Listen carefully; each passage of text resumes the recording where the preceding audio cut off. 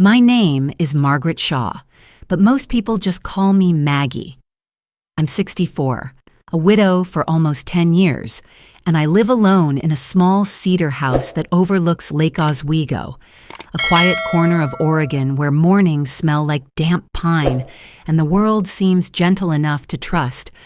For most of my life, I believed I'd done everything right, raised a kind daughter, paid my taxes, locked my doors, kept my head down when the world got loud. I didn't know that evil could slip in wearing my own child's voice.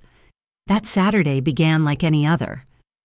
I was heading to the supermarket, humming along to an old James Taylor song, thinking about what to cook for dinner. The light at Pine Road turned red, and while I waited, I reached into my bag for my wallet. It wasn't there. For a moment, I just laughed, shaking my head at myself, getting forgetful. Maggie, I said out loud. I made a U-turn, still smiling at how harmless a mistake it seemed. When I pulled into the driveway, I saw Lydia's SUV parked by the porch. My daughter rarely visited without calling first, and that small break in routine made something flicker in me. A brief, quiet unease that I brushed aside. Maybe she'd wanted to surprise me. Maybe she'd brought her kids. Maybe. I unlocked the door and stepped inside. The house smelled like cinnamon and detergent, that familiar mixture of home. Then I heard voices. Lydia's soft, hurried tone, Evan's deeper one, steady, deliberate. I froze just beyond the kitchen doorway. "She won't even notice," Evan said. Lydia whispered back. "The doctor's appointment is Tuesday. Once it's official, we can file the papers.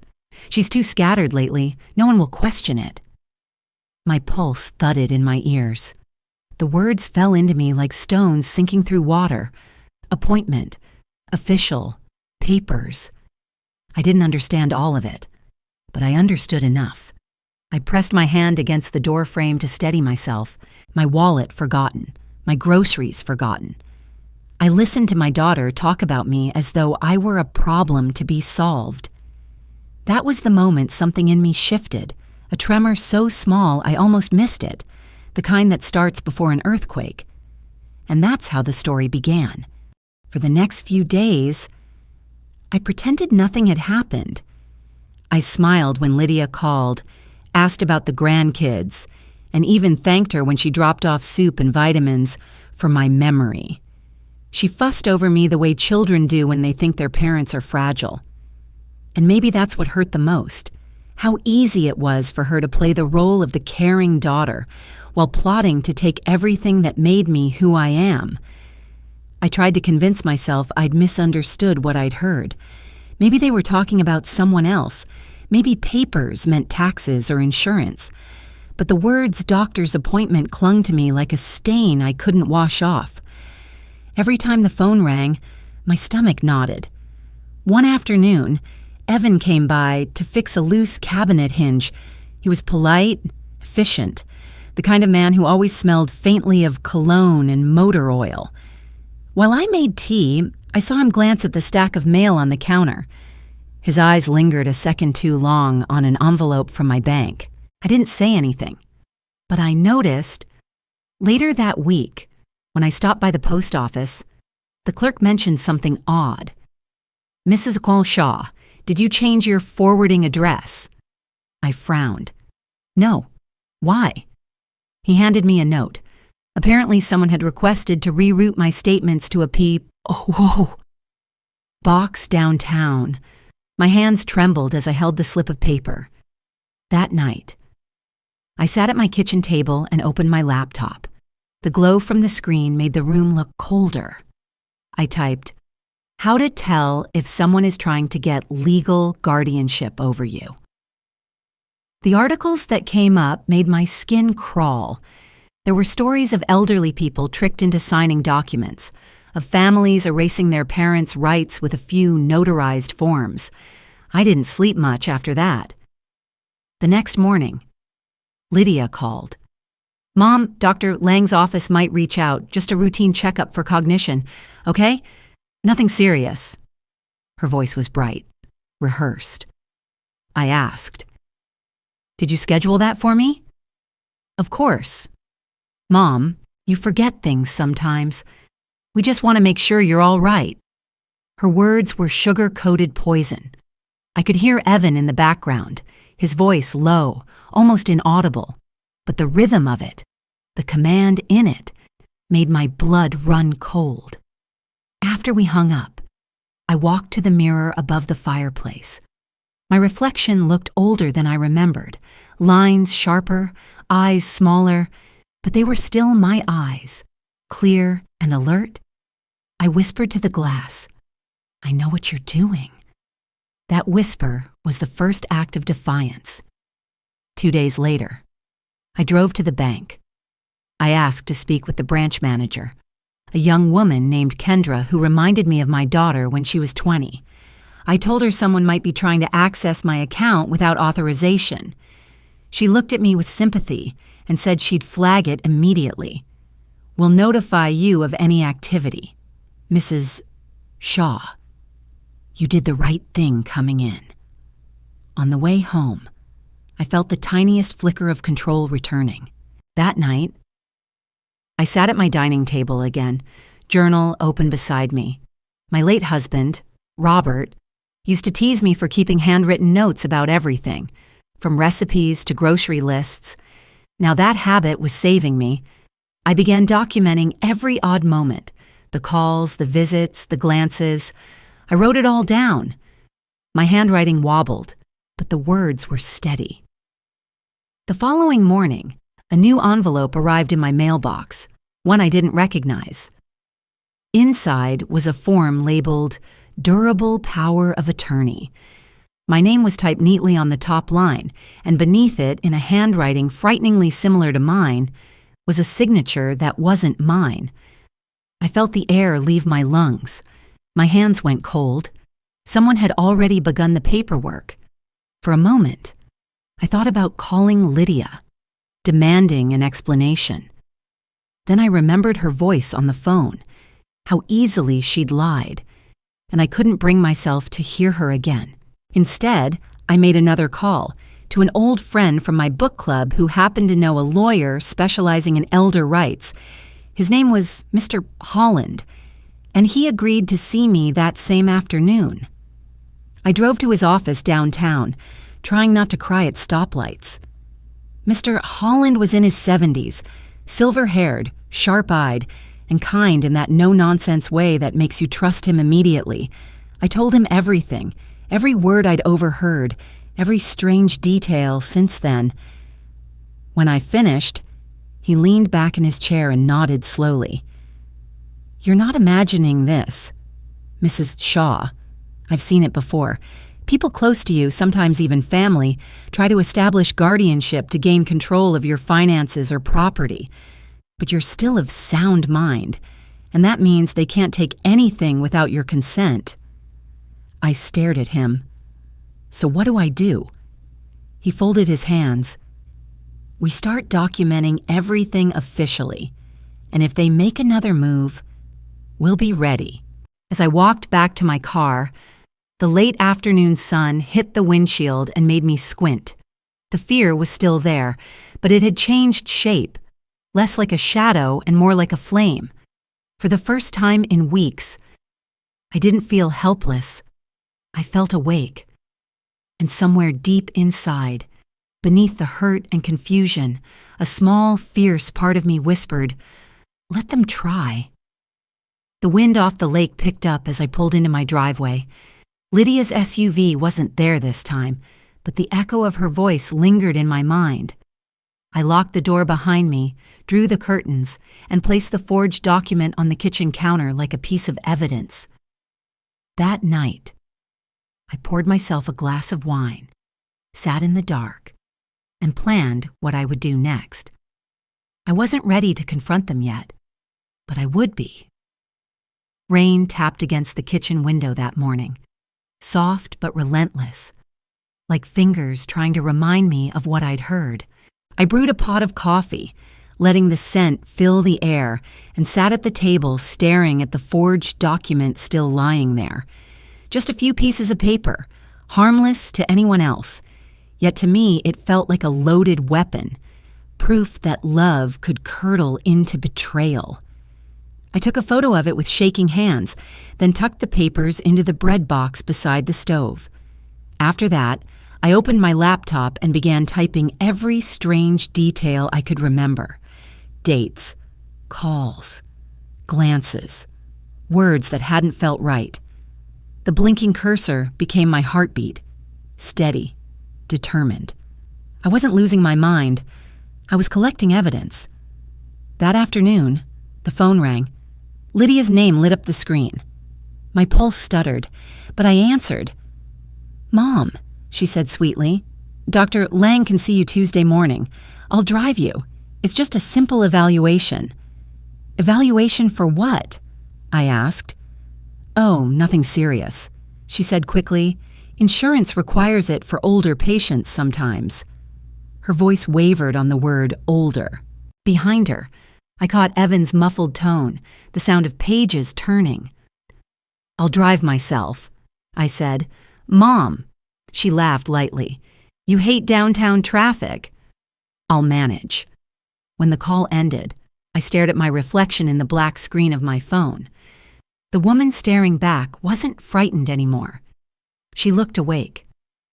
That evening, I called Mr. Holland. "They're trying to get me to that doctor," I told him. He exhaled slowly. "Good, don't cancel it.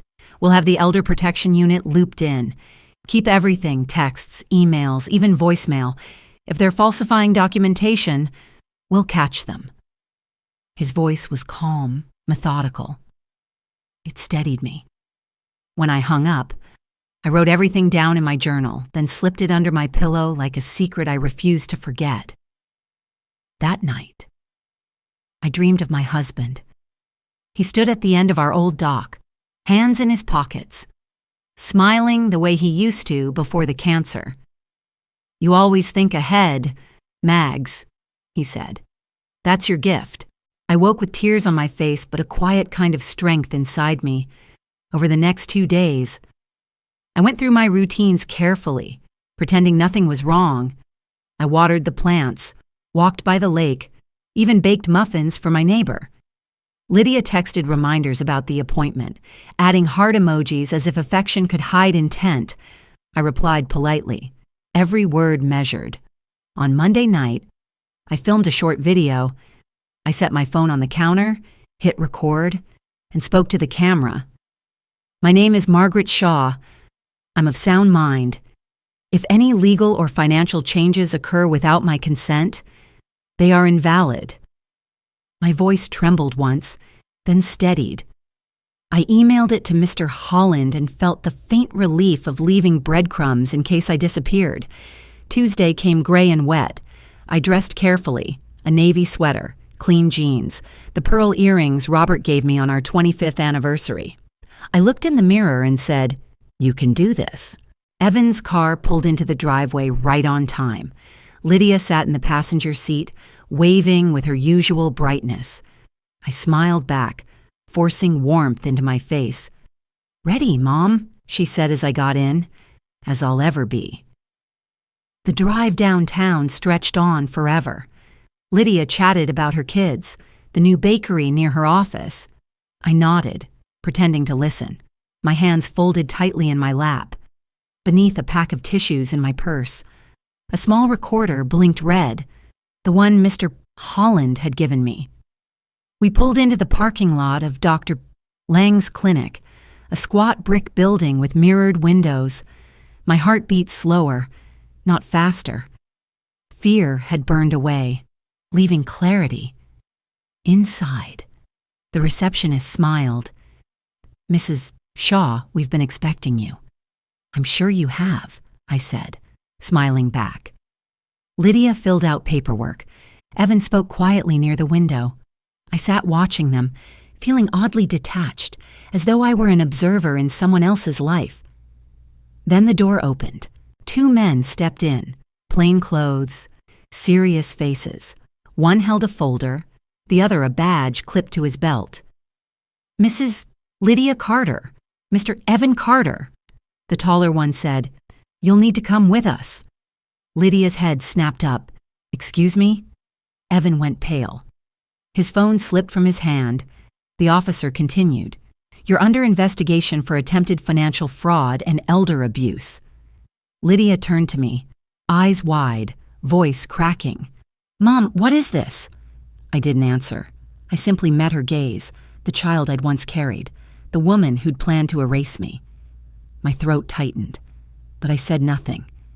As the officers led them away, I sat still, hands folded, pulse calm. Outside, the clouds were breaking, streaks of pale sunlight cutting through.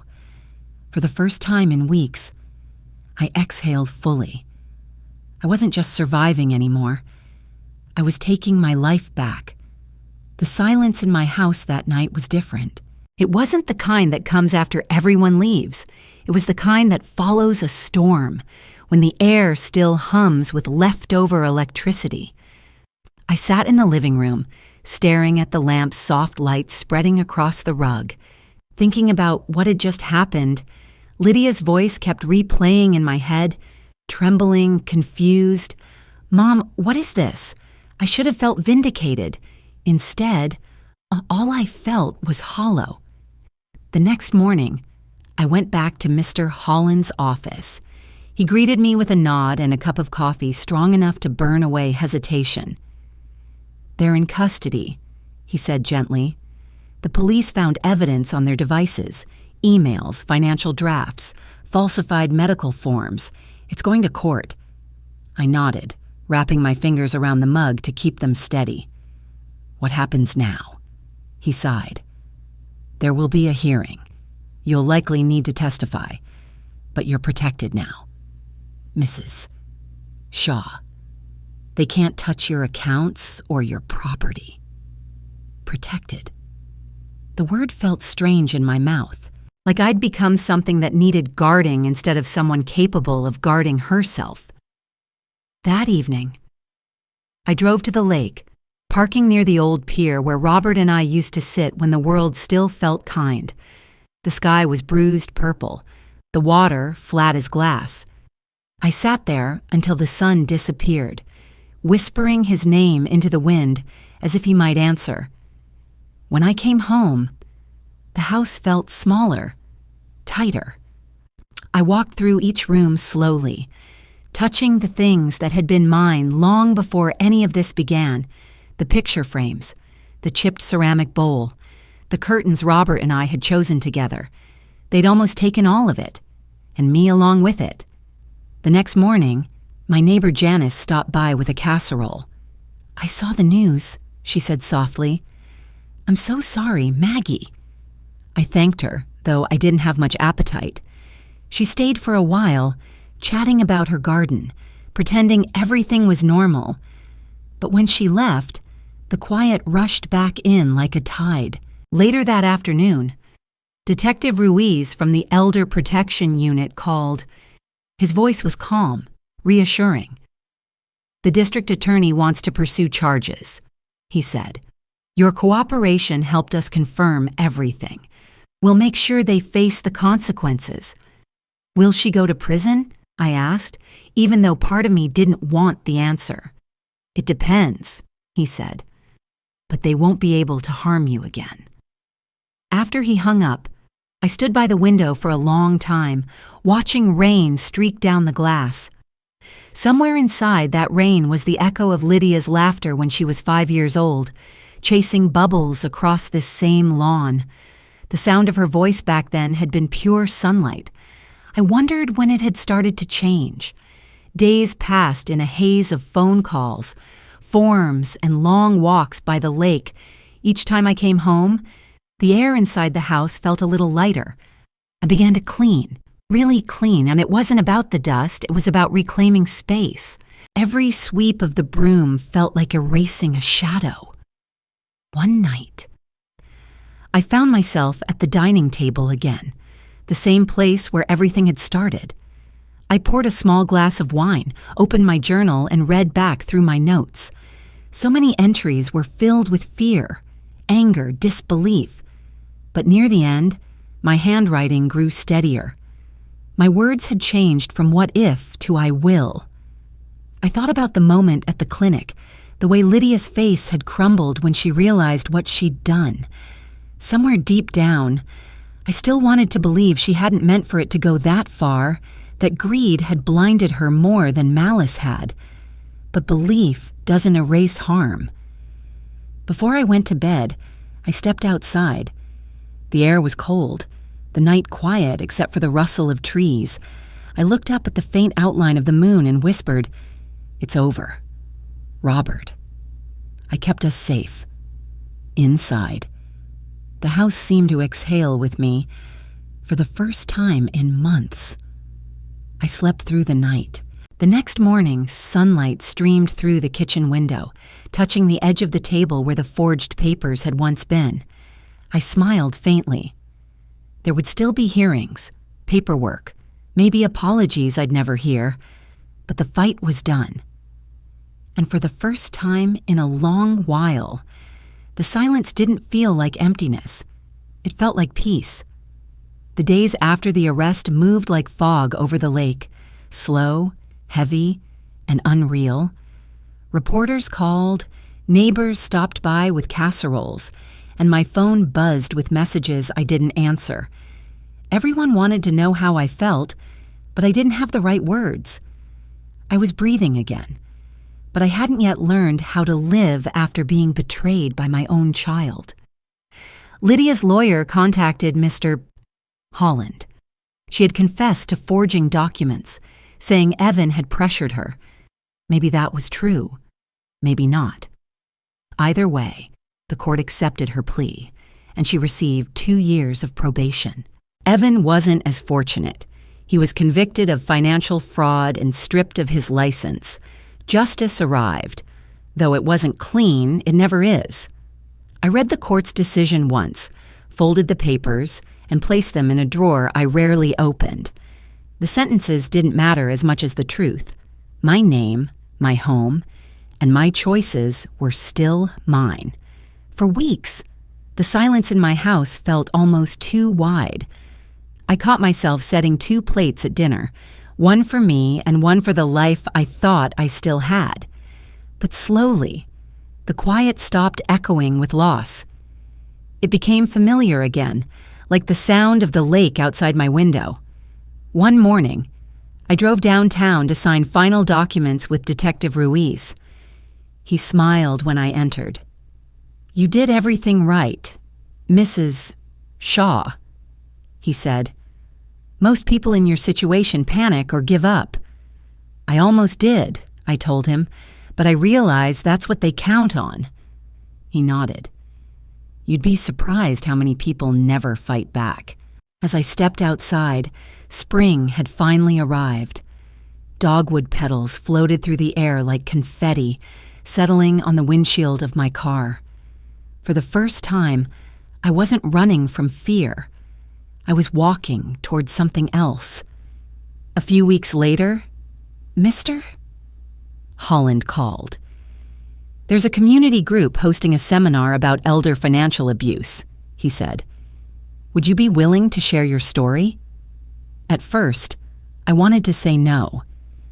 Telling strangers how my daughter had tried to take everything from me felt unbearable.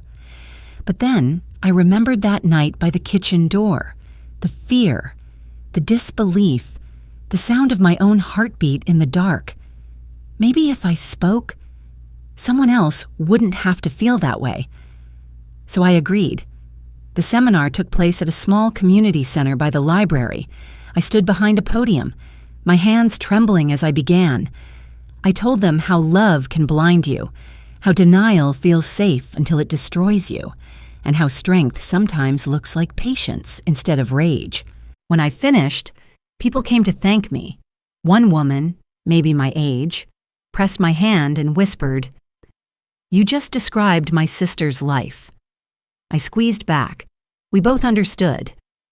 Not long after, I began teaching a monthly workshop called Senior Finance 101. It was simple: coffee, cookies, questions, But every time someone left with their head a little higher, I felt lighter too. My story had started in fear, but maybe it could end in something useful. Months later, an envelope arrived in my mailbox. Lydia's handwriting was shaky but familiar. Inside was one page. "I'm sorry. Mom, I hope one day you'll remember the good parts of us." I read it twice before setting it in the fireplace. The flame curled her words into gray ash. I didn't cry. I didn't smile. I just watched until it was gone. That night, I walked to the lake. The air was cool, the stars faint. Their reflections rippled across the dark water like quiet promises. I closed my eyes and whispered, "I'm still here." This time, it didn't sound like survival. It sounded like peace. Thank you for watching. If you enjoy these family drama and revenge stories, please subscribe and join me for more every day.